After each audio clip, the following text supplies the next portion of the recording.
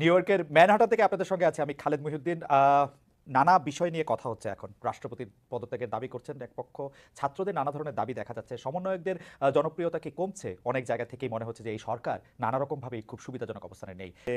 সব সরকারের উপদেষ্টা হওয়ার পরপরই আপনি আওয়ামী লীগের দীর্ঘ ঐতিহ্যের প্রশ্ন করে তাদের দল গুছানোর পরামর্শ দিয়েছিলেন, কিন্তু এখন তো স্পষ্ট আপনার সরকার সেই সুযোগ আর দিতে চায় না। আপনি কি আপনার মতেই আছেন, নাকি আপনি না, আপনাদের ওই সময় তো আমি এই কথাটা বলেছি, হয়তো এটা অ্যাডভান্স বলেছি, তারপরে কিন্তু অনেকে একই কথা বলেছে। আমি হ্যাঁ, যা বলেছি সেটা কিন্তু খণ্ডিত আকারে এসেছে। ওকে, আমি পুরো জিনিসটাই আসেনি। আমি বলেছিলাম যে যারা অন্যায় করেছে তাদের তো বিচার হবেই। হুম হুম তারা এই বিদেশে বসে না করে আপনারা আসুন, ইউ ফেস ইউর পিপল। হুম হ্যাঁ, লোকজনকে আপনার ফেস করুন, হুম দেন ইউ সি যে আপনারা কতখানি পপুলার। ওকে, আর যারা অন্যায় করেনি, যারা কোনো অন্যায়ের মধ্যে ছিল না, যারা হয়তো ডেডিকেটেড ছিল, তারা যদি মাঠে থাকে তাহলে তো কোনো অসুবিধা নেই। কিন্তু যারা অন্যায় করেছে, everybody must account for their scenes.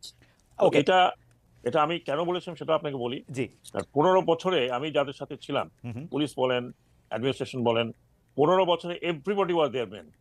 Okay, everyone. এখন আমার সেই কথাটা অনেক লম্বা লম্বা লম্বা কথা ছিল। সেই কথাটা আহ, আহ, আমি কি বলবো, আপনি তো মিডিয়াতে আছেন, আমার বলার দরকার নেই, বেশি বলার দরকার নেই। আপনি এর আগেও আমার কথা শুনেছেন ডেফিনেটলি, জি, বিভিন্ন মিডিয়াতে। জি। আমার মনোভাব আপনারা জানেন খুব ভালোভাবে। আমি যদি এই পার্টির প্রতি কোনো বিশেষ কিছু থাকতো, তাহলে না, আমি দু এই হাজার ব্যাপারে আঠারো সালে আমার আমার আমার আমার আমার কোনো সন্দেহ নাই, বা বাংলাদেশের মানুষজন হয়তো এই সন্দেহটা করে না যে আপনি আওয়ামী লীগের কোনো পারপাস সার্ভ করতেছেন। তবে কেউ কেউ যারা কিছু বলার, তারা তো কেউ কেউ নানা ধরনের কথা বলতেই পারে, কিন্তু আমি ওই আমি মনে করি আপনার কাছে 18-19 কি মনে কোটি হয়, লোকের মুখে তো মুখ রাইট, থেকে কিন্তু আপনার কাছে আমি কি মনে তাদের হয়, মন থেকে। জি। আপনার কাছে কি মনে হয় যে প্রফেসর ইউনূস সাহেব আপনার মন্ত্রণালয়টা বদলে দিলেন কোন একটা মেসেজ দেওয়ার জন্য, আপনার এই কথা বলার জন্য, না বলার জন্য, নাকি এটার সাথে এটার কোনো সম্পর্ক নাই? না, আমি তো যতটুকু মানে ওদের কাছ থেকে শুনেছি, হুম হুম আমার বিরুদ্ধে বিএনপির ছাত্ররা নেমেছিল, হুম বিশেষ করে হুম উইদাউট আন্ডারস্ট্যান্ডিং। ওকে, হয়তো অনেকে শুনেই নেই আমি কি বলেছি। সেইটাই হয় আর কি, আহ, বেশিরভাগ সময়, তো বেশিরভাগ এনিওয়ে সময়, anyway I forgotten that. Right, আমার না না ঠিক আছে। কারোর বিরুদ্ধে কোনো অভিযোগ নেই। আমার মনে হয় যে মানে আওয়ামী লীগের সাথে আপনাকে যদি সংযুক্ত করার কারো এরকম উর্বর চিন্তা যাদের আসে, সেটা তাদেরই দায়িত্ব, তাদের এটা তাহলে চিন্তা মহিউদ্দিন, করা। আমি আপনাকে একটা কথা বলি, জি, একটা জাস্ট ফর জি, ইউর ইয়ে। আপনি আমাকে 2018 সালের নির্বাচনের আগে হুম হুম, বিভিন্ন জায়গা থেকে বলেছে যে আপনি নমিনেশন নিলে আপনি একটা একটা পর্যায়ে চলে যাবেন, ইনক্লুডিং হুম, ইনক্লুডিং আমাদের আহ, আহ, একটা সংস্থা। আমি সাথে বলেছিলাম যে আমার পলিটিক্যাল কোনো অ্যাম্বিশন নাই, I can do party politics, I will never do it. General Sakhawat, আমি কারণ আমার আমি আমি আমি সে সময় দেশে ছিলাম, আমিও দর্শকদেরকে সাক্ষ্য দিচ্ছি যেরকম একটা আলোচনা ছিল, এবং আমি এটা ফর জি শিওর জি জানি। জি জি জি আমি জি। একটু জনাব মাসুদ কামালের কাছে যেতে চাই। জনাব মাসুদ কামাল, আহ, আপনাকে শোনার জন্য আসলে আমাদের দর্শকরা অনেকেই ব্যস্ত এবং বেকুল আছেন, কিন্তু আমি একটা প্রশ্ন করতে চাই যে আপনি কি ডক্টর মোহাম্মদ ইউনূস এবং তার উপদেষ্টা পরিষদের উপর রেগে আছেন?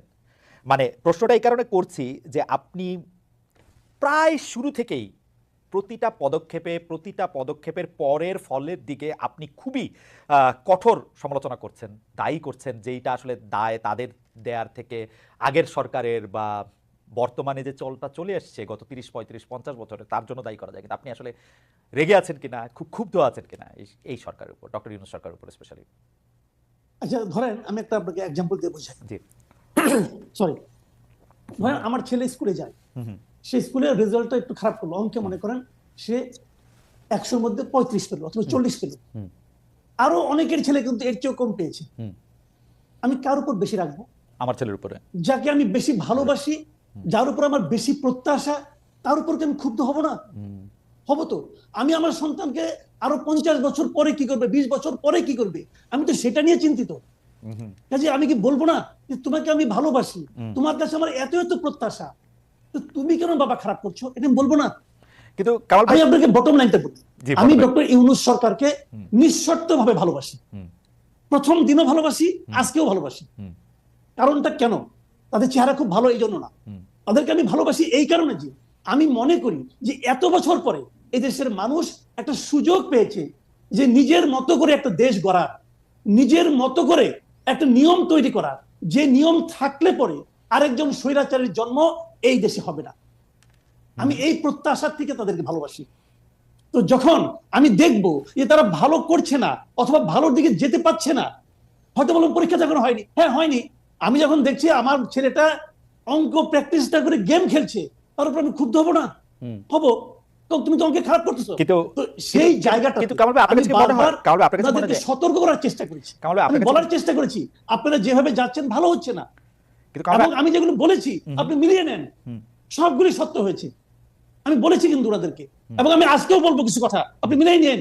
যেমন আজকে আমি একটা কথা বলে রাখি, যেমন আমি দ্রব্যমূল্য নিয়ে বলেছি, শুরু থেকে বলেছি এটা আপনাদের ভোগাবে এবং ভুগিয়েছে। তারা সেই পদক্ষেপগুলি নিয়েছে কখন, যখন নাকি তাদের পুরো জিনিসটা নিয়ে মানুষের মধ্যে হইচই শুরু হয়ে গেছে তখন। এবং আমি আজকে একটা কথা বলি আপনাকে, এই যে আমাদের সড়কগুলি আছে, বর্ষাকাল কিন্তু এখনো চলছে, সড়কগুলি কিন্তু ভাঙা, দেখেন আগের যে সড়ক ছিল, আগে সরকার কি করতো, এমন ভাবে সড়ক মেরামত করতো যাতে নাকি 1 বছরের একটু আগেই ভেঙে যায়, তারা এমন ভাবে মেরামত করতো, টাকা নিতে অনেক, চুরিচামারি করতো, কিন্তু অনেক চুরিচামারি হচ্ছে জায়গায়, তাদের এই মেরামত গুলি অল্প অল্প করতে যাতে নাকি প্রতি বছরে রিপেয়ার করতে হয়, আর তাদের বিপুল লাভ হয়, এবং সড়কগুলি কিন্তু এখন ভাঙবে। আমি এখন থেকে সতর্ক করছি, এই সড়কগুলো আপনারা ঠিক করেন, দেখবেন যদি ঠিক না করে আর 3 থেকে 4 মাস আপনি হাইওয়েতে চলতে পারবেন না। এখন এটা আমি বলবো না যে আপনারা আগে থেকে কামাল ভাই সড়কের ব্যাপারটা আসার আগে আমি একটু দ্রব্যমূল্য নিয়ে কথা বলি। আপনি দীর্ঘকাল গণমাধ্যমের শীর্ষ পদে কাজ করেছেন, এখনো কাজ করছেন নানা রকম ভাবে। আমি দ্রব্যমূল্যের ব্যাপারটা ফর শিওর জানি। আপনি যখন বলবেন যে দ্রব্যমূল্য বাড়ছে বা দ্রব্যমূল্য নিয়ে আপনি কথা বলবেন, এটা আরেক ধাপ বাড়ে। আপনি তো খুব ভালো করে জানতেন যে জানেন যে দ্রব্যমূল্য বাড়া বা এটা নিয়ন্ত্রণের বাইরে চলে যাওয়া সেটা সাময়িক, সেটা কিছু সময়ের জন্য মানুষের অতি মুনাফার কারণ, সরকারের দায় সেখানে অনেক কম। কিন্তু আপনি সবচেয়ে বেশি দ্রব্যমূল্যটা নিয়ে যদি বলি, আপনি সরকারকে এত বেশি ব্যর্থ কেন, বা সরকারের ব্যর্থতাটা কেন আপনি এত বেশি দেখেছেন? আচ্ছা, দ্রব্যমূল্য বাড়লে আমি কার ব্যর্থতা বলবো? এটা তো দ্রব্যমূল্য পাল্টা প্রশ্ন করলাম, এটা আমার ব্যর্থতা আর আপনার ব্যর্থতা, এটা কার ব্যর্থতা? বাজার তো চাহিদা, কার ব্যর্থতা? দ্রব্যমূল্য বেড়ে গেল, বেড়ে গেল কি কারণে বাড়লো সেগুলি না হয় আপনি যদি খুব শার্প হন, আমি যদি খুব শার্প হই, আমি যদি খুব কানেক্টেড থাকি, আমি হয়তো আইডেন্টিফাই করতে পারবো যে ওর কারণে বাড়ছে। এর চেয়ে বেশি কিছু করার ক্ষমতা আমার আছে? এটা কার করতে হবে? সরকারকে যে করতে হবে। সরকার যখন একজন যে চেয়ার দেখেন, এই ব্রিগেডিয়ার সাখাওয়াত হোসেন, উনি এখন যে একটা জায়গায় চেয়ারে বসেছেন, এর আগে কিন্তু ওখানে ছিলেন না। যখন উনি না ছিলেন তখন ওনার কাছে কি গভর্নমেন্ট যে অ্যাপারেটাস গুলো ছিল না, তখন উনি হাজার বললেও কিছু হতো না। কিন্তু যেই মাত্র উনি যে চেয়ারে বসলেন তখন কিন্তু সরকারের সমস্ত ইনস্ট্রুমেন্ট গুলো উনার হাতিয়ারে পরিণত হলো। এখন উনার দায়িত্বটা কি? হাতিয়ার গুলো জায়গা মতো ব্যবহার করা। যদি ব্যবহার কেউ না করে আর যদি বলে যে আমি লিগেসি নিয়ে আসতেছি, আওয়ামী লীগ আমলে হয়েছিল, আমি কি করব, তাহলে বুঝতে হবে কি যে উনি ওই হাতিয়ারগুলো হয়তো দেখতে পাননি অথবা ওই হাতিয়ারগুলো ব্যবহার করতে জানেন না। কারণ একটা প্রশ্ন শুধু করি যে এই সরকার যে হাতিয়ারগুলি পেয়েছে, আমরা যদি তাদেরকে আমলাতন্ত্র বা যারা এক্সিকিউশনে তাদেরকে বলি, তাদের যে কাজ করার ক্ষেত্রে যে রেগুলার নিয়ম কানুন, সেটা আওয়ামী লীগ সরকারের সাথে দুর্নীতি দিয়েই হোক আর অন্য কোনো বোঝাপড়া দিয়েই হোক, এটা একটা সিস্টেম তারা দাঁড় করাইছিল। এখন এই সরকার আইসা তো সেই হাতিয়ারগুলি ব্যবহার করতেছে, যেটা নানাভাবে দুর্নীতির মরিচা পড়া, অন্যায়ের ঝামা দিয়ে ভোতা হয়ে যাওয়া, সেগুলি তারা কিভাবে আর ব্যবহার করবে? মানে আমি জানতে চাইছি আসলে, মানে এটা আমি আপনাকে বলি জি, সেগুলি তারা ব্যবহার করছে কেন? তাদের কি সেগুলি কি ব্যবহার করার জন্য আমরা তাদের হাতে পায়ে ধরছিলাম যে ভাই আপনি এই আমলাকে নিয়ে এই কাজ করেন? বলছিলাম কেন ওনারা ওই আমলাকে নিয়ে কাজ করছেন? কেন ওনারা ওই সচিবকে নিয়ে কাজ করছেন? আমি একটা কথা আপনাকে বলি, শুনেন। 4 অগাস্ট মাত্র মানে 12টা 1টা 2টা বন্ধ হয় না এই পর্যন্ত বাংলাদেশের কোনো একজন সচিব শারীরিকভাবে, মানসিকভাবে, আর্থিকভাবে অথবা আধ্যাত্মিকভাবে শেখ হাসিনার পতন চেয়েছিল? চাইনি। বরং যারা তাদের সমস্ত কিছু দিয়ে শেখ হাসিনা গভর্নমেন্ট টিকে থাকুক সেটা চেয়েছিল। 5 তারিখে সবাই এই গণঅভ্যুত্থানের মাধ্যমে আসা নতুন সরকারের পক্ষে হয়ে গেল। 8 তারিখে শপথ নিল, তারা সবাই ডক্টর ইউনূসের লোক হয়ে গেল, ব্রিগেডিয়ার সাখাওয়াতের লোক হয়ে গেল। ওনারা তাই মনে করছেন কেন? কেন তারা ব্যবস্থা নিলেন না?